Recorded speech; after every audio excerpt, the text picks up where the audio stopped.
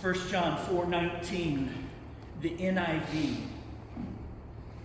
We love because he first loved us. Yay. 1 John 4:19, New Living Translation. We love each other because he loved us first. John 13:35, New Living. The words of Jesus. Your love for one another will prove to the world that you are my disciples. Real change is a rare thing. It always has been, but it feels especially difficult to experience or see in our day and age. Most of us are familiar with wanting to change. Most of us are familiar with the change and change back routine of the first of the year, or every time our birthdays come along and we make a resolution or something like that. In fact, there is now a science of change. There are experts in change. There are experts about the mind regarding change. There are people who have written books, and there are programs, and there are places that you can go. There are communes in Malibu that guarantee after a month and $40,000 you'll change. But even with all of that, we still find it difficult to stop doing what we don't want to do and to begin doing and continue doing what we really want to do. You see, the thing that none of these books and programs and experiences and communes and Malibu can do, the one thing that is essential, they can't make you want to change. Now, many have heard me say this about my own alcoholism. Anyone who wants to get sober cannot do it by themselves. But nobody can make you want to get sober. That is true for every other aspect of life as well. It may take a village to help you change a habit, but even with the village, they will not create inside you a deep longing and desire to change. That is the great mystery. The great mystery is, how do you get the desire, or as I like to call it, the want to? How do you get the want to? And how do you keep the want to?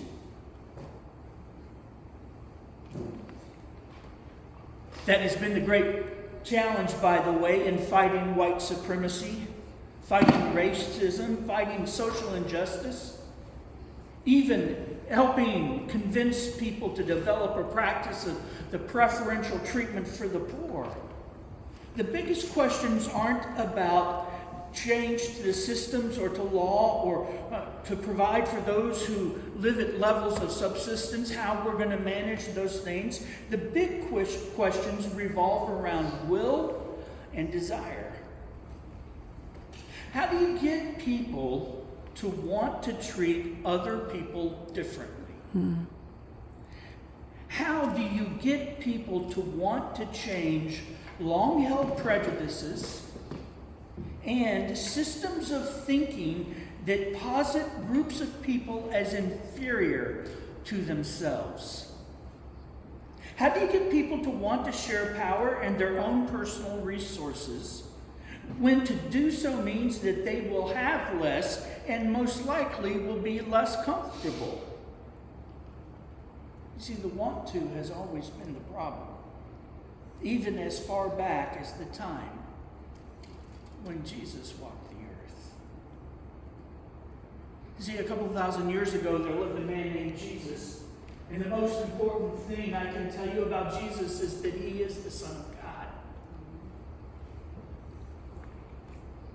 And in the 35 years that he walked this earth, Jesus was pretty big on treating one another with respect.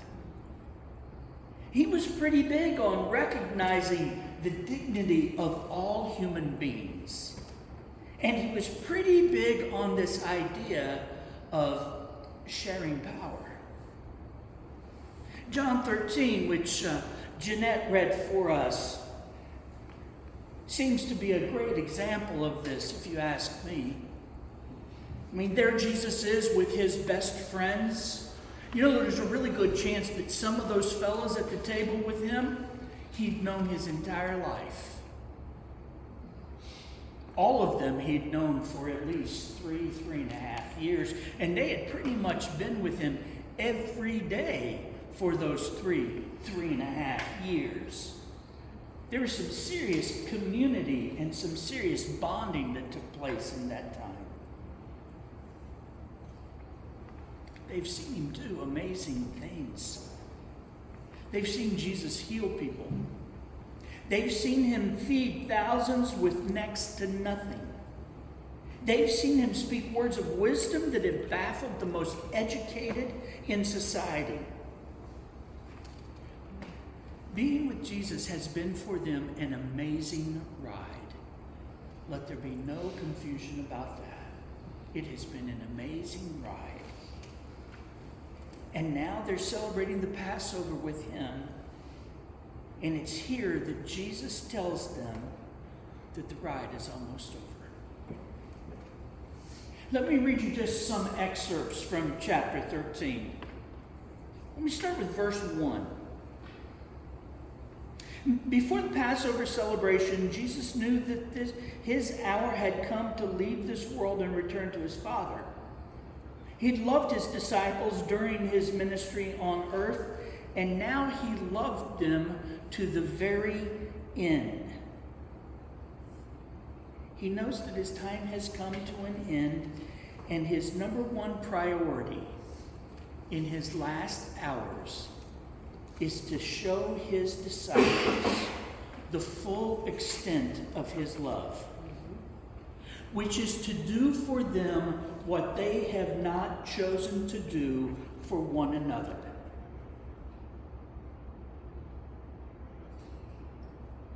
See, it seems evident that no one in the group would have minded someone else being the slave.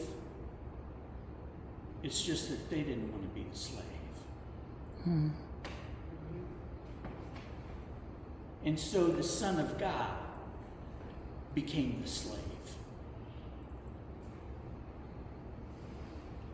And when he finishes washing their feet,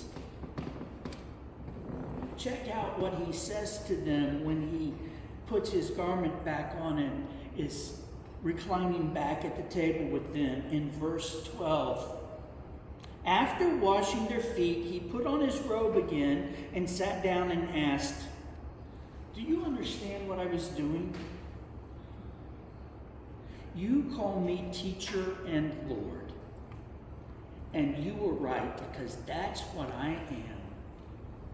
And since I, your Lord and teacher, have washed your feet, since I, your Lord and teacher, have become a slave for you, you ought to wash each other's feet.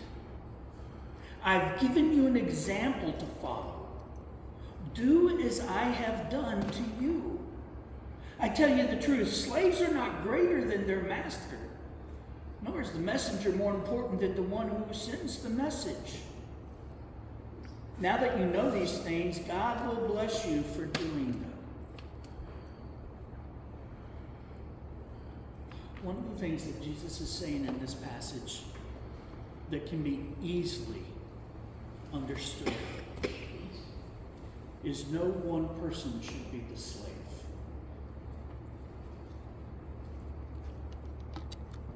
But rather everyone should be ready to serve one another. See, there's no nobility in slavery, but there is beauty in servanthood. And the Son of God makes clear that one of the keys to equality is doing the nastiest of jobs at times, no matter your position or your accomplishments or your status. It's interesting to know that Jesus assumes the role of a slave to show the full extent of his love. Not because he's been forced, not because he's been in prison, not because he's been kidnapped and taken to another country, not because he's been guilted into it, not even because he's been paid to do it. Jesus assumes the role of a slave as a means of establishing equality among the believers and as the full expression of his love. If I, your master and Lord, can be a slave to you, you can be a servant to one another. If I can be a servant to you, that means the playing field is level, that we are equal. And then Jesus finishes off with this knockout punch in verse 33. He says, "Dear children, I will be with you only a little longer, and as I told the Jewish leaders, you will search for me, but you can't come where I am going. So now I am giving you a new commandment. Love each other just as I have loved you. You should love each other. Your love for one another will prove to the world that you are my disciples." A new commandment. Love each other. Just as I've loved you, you should love each other. Everyone should be a servant. No one should be a slave. The key to everything will be love. Real love. The kind of love that gets its hands dirty. The kind of love that assumes the lowliest of positions. The kind of love that is willing to be uncomfortable and inconvenienced. The kind of love that gives, that forgives, and sacrifices. Love each other just as I have loved you. You should love each other. You know, the thing that John Lewis and James Bevel and Diane Nash and Ralph Abernathy and Fred Shuttlesworth and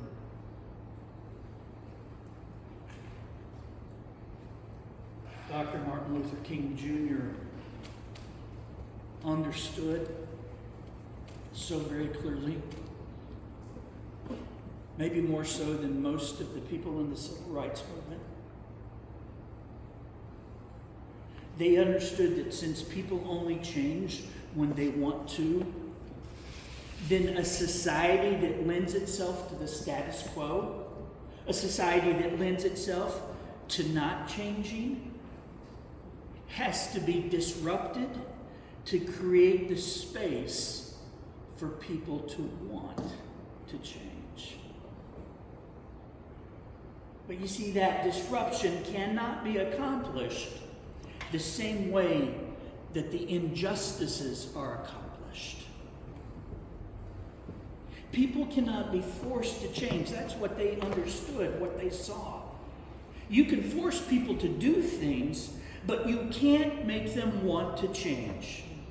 People cannot be coerced into change. They cannot be lured into change. They can't be conned into change or duped into change. Not real change. Change that comes from the heart. Transformation. See, the only way that people will want to change is if they're inspired, enlightened, transformed, and at times too uncomfortable to not want to change the way they are. And King Jr. and Bevel and Nash and Lewis et al., they were persuaded that the only power great enough to inspire, enlighten, transform, and make uncomfortable enough to get people to want to change is the love of the Almighty God, the creator of both heaven and earth. The strategy was ingenious, really. Create decisive, disruptive moments that challenge long-held prejudices and entrenched unjust practices. Provide visual examples that will become, and we didn't use the word back then, or they didn't, that will become viral, that will depict and show the heinous, reprehensible, just simply ugly hatred of those unjust practices. The images of human beings who are being tormented. And to do it in such a way as to maintain the clear teachings of Jesus Christ. In other words, nonviolent resistance. That's what they call it. Dr. King, he writes in his book, Stride Toward Freedom, we must hear the words of Jesus echoing across the centuries. Love your enemies. If we fail to do this, our protest will end up as meaningless drama on the stage of history, and its memory will be shrouded with the ugly garments of shame. In spite of the mistreatment that we have confronted, we must not become bitter and end up by hating our white brothers. As Booker T. Washington said, let no man pull you so low as to make you hate him. So in Birmingham in 1963, the Southern Christian Leadership Conference, known as the SCLC, planned demonstrations that would create disruptive, defining moments whose images they hoped would be communicated across the world and provide transformative moments for all of those who are made in God's image, to identify with those who are being terrorized and inhumanly treated, who were made in God's image. That was the plan. Because all of us are made in God's image and likeness, Dr. King, James Bevel, Dr. Abernathy, and others believe that images of degradation and abuse and violence against other human beings would create a crisis moment where our being made in God's image and likeness would resonate with the image and likeness of God in others and give us a desire for change. Give us the want to for change. I really wish I had 30 minutes to tell you this story, because it really is an amazing story. But if I've timed it correctly, I have 3.5. So here it goes, right? Birmingham, 1963, the city of Birmingham, Alabama, 1963. March, April, and May. There's a transition taking place. There's a transition of power. You see, power has been, in many ways, it has been centralized into one office called the Commissioner of Public Safety. And finally, the vote has carried, and the responsibility for overseeing the police department and the fire department, which has been the responsibility of the Commissioner of Public Safety, is going to be transferred to the mayor. But there's a legal battle taking place, because you see, the fellow who is currently the Commissioner of Public Safety and who has basically been that for 20 years, give or take, he doesn't want to give up power.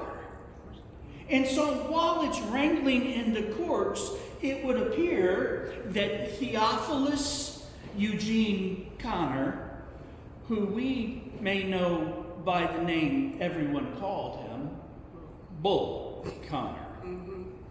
Bull Connor was still in control of the fire department and the police department.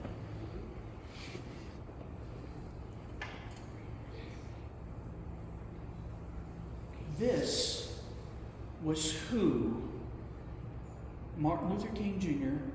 and the Southern Christian Leadership Conference and SNCC and James Bevel and Diane Nash and all of those guys, this is who they wanted to demonstrate against.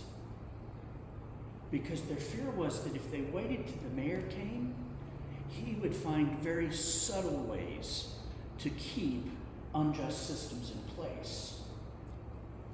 But they knew that Bull Connor was bull-headed enough to believe that he could do whatever he wanted, and that wouldn't matter to anyone, because this is Alabama. Now, the problem comes, though, in those first weeks. I mean, they were there for 8 weeks. They came there in March, and now it's almost May, and they're floundering. The demonstrations were not going well. I mean, Dr. King was used to having thousands walk behind him, and he was having 25 and 30 walk behind him. I mean, he and Abernathy had already been arrested twice. One of those times for a week, he wrote a little letter from a Birmingham jail. You might recall it was on toilet paper and newspaper that he did that, which is really kind of amazing, not having any reference works at all, but that's another story. And while they were floundering, and while Dr. King was in jail for the second time, James Bevel and Diane Nash, who happened to have been married at the time and are both very unique individuals, they spent their time going around Birmingham and just talking to folks, talking to people of color and finding out what life was like, finding out what their complaints were. And you know what they discovered? They discovered that even though thousands would come to hear Dr. King and Dr. Abernathy and Fred Shuttlesworth, you probably have heard that name before. There's an airport in Birmingham named after him now, Shuttlesworth Airport, right?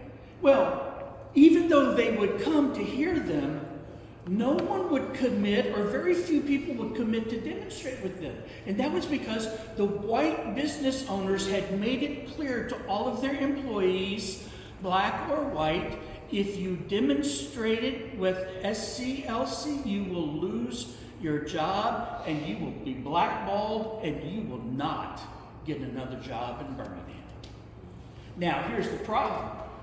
The people of color who were living in Birmingham, most of them anyway, they were living at subsistence level or maybe a little below. I mean, so they're working 2 jobs, mom and dad, and they still weren't making ends meet. They couldn't risk for their family losing their jobs. But then James Bevel and Diane Nash, they connect with some teenagers. And those teenagers have friends. And they start meeting together. And James Bevel starts teaching them about Jesus' teachings on nonviolence, and why we shouldn't hate people, and how hate destroys us, and how love is the only thing that will overcome hate. And that little group of teenagers becomes another group, and another group. And before long, James Bevel and Diane Nash are connected with about 3,000 high school and junior high students in Birmingham. And so James goes to Dr. King, because he's out of jail by now, and he says, I have some people who want to demonstrate. And Dr. King said, no way, we can't do that. We cannot send minors in front of Bull Connor. We cannot. And Bevel and Nash basically say to Dr. King, we weren't asking for your permission. We were asking for your blessing. And he wrestles with this decision, and he wrestles with this decision. And finally he says, you have my blessing.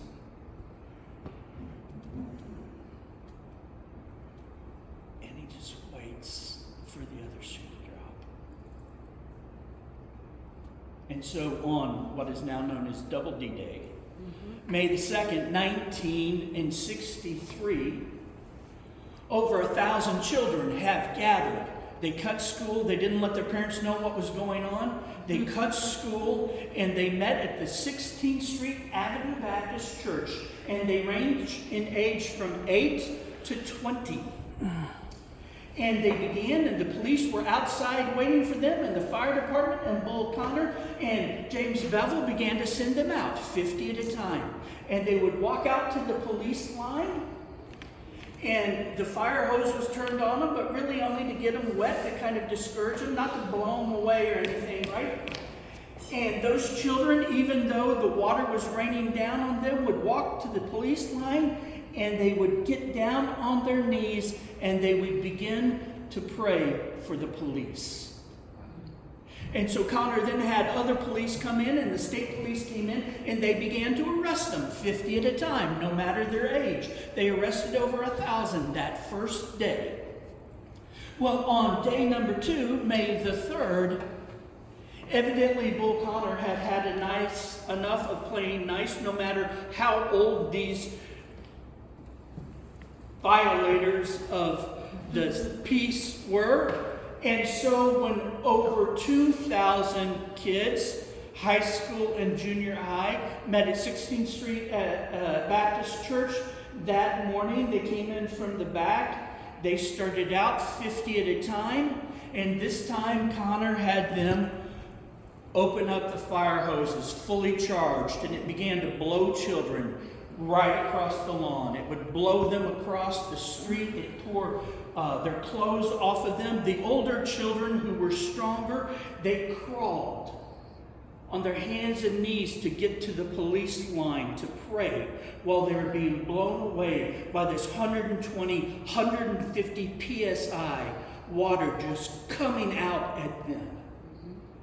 And then the police would come in and arrest them. And because Bull didn't seem to think that was enough of a deterrent, he released the police dogs. Yep. And now, there are people everywhere who are getting photos of this. And they're getting film of this. Dr. Shuttlesworth, he's taken to the hospital because before it's all over with, he has a fractured skull and I believe a broken arm. It continued until May the 8th. That the jails were full, and so Bull Connor on May the 3rd, he took about 1,000 children and he put them in a corral, at an open corral at the state fair grounds, and he put razor wire up, and so they were just out in the open, and he kept them there like cattle.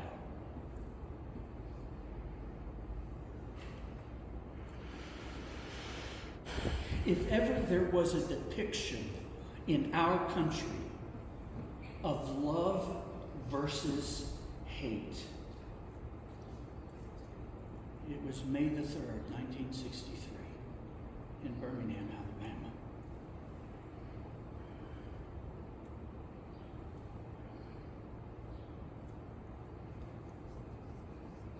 I'd like to tell you that everything changed from that moment. I'd like to tell you that come May the 9th, everything just changed.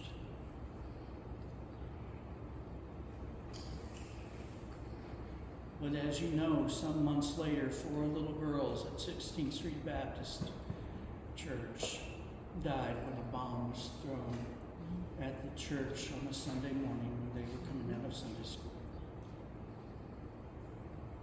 But it was while I read this history book on Birmingham, the one I told you about, entitled "You Have to Be Prepared to Die in Order to Live."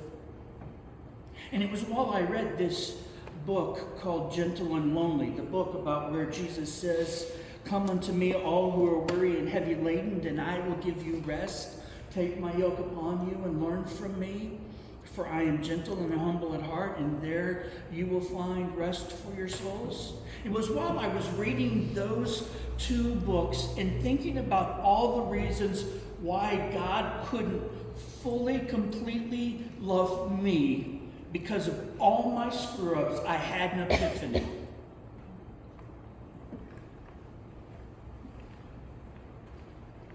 And here it is. Are you ready?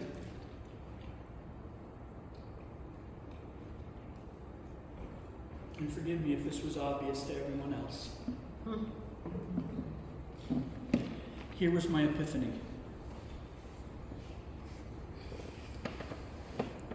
Love is the only thing that can truly change us in a positive way.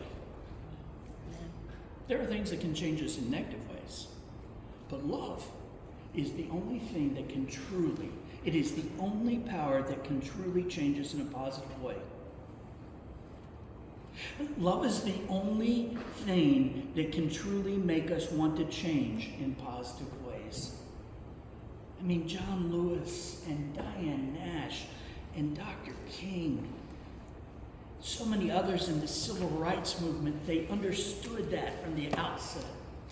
They understood that only love could make people want to change. And then 1 John 4:19, the NIV.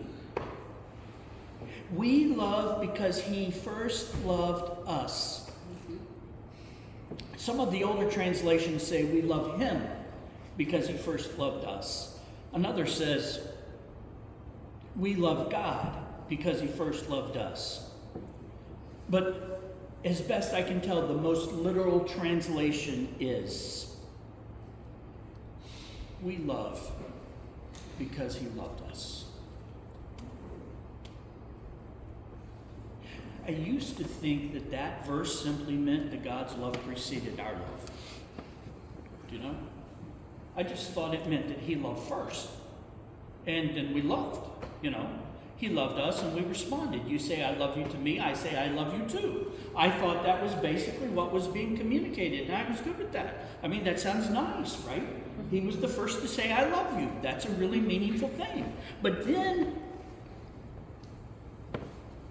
as I got to thinking about these events, and as I got to thinking about that verse where Jesus says to come unto him, I thought, maybe actually what that verse is saying is that God's love changed me so that I could love him.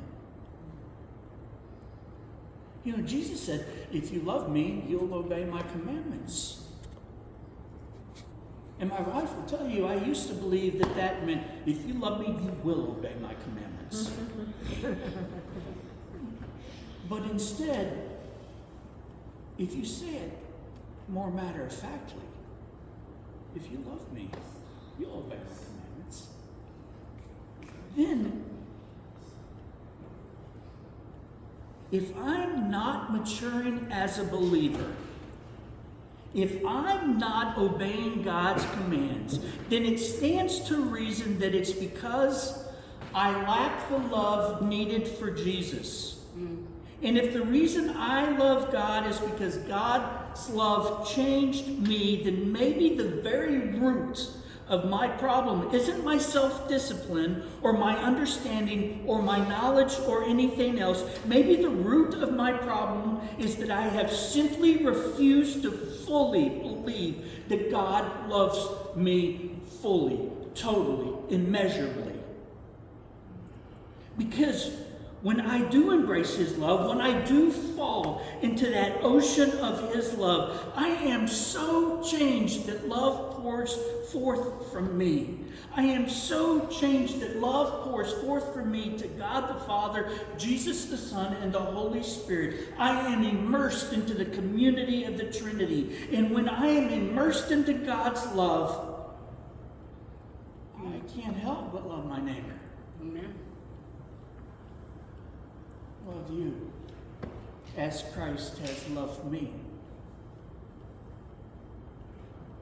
It was an epiphany for me. And I'm not even certain that I fully understand it, but God's love changes me. I become who I am supposed to be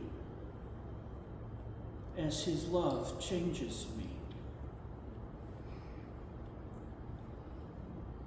So maybe the barrier to my loving others, maybe the barrier to my actually growing in my faith, has to do with those times when I obstinately, stubbornly refuse to believe God's love for me. And I hope you think about that, guys. Thank you for listening.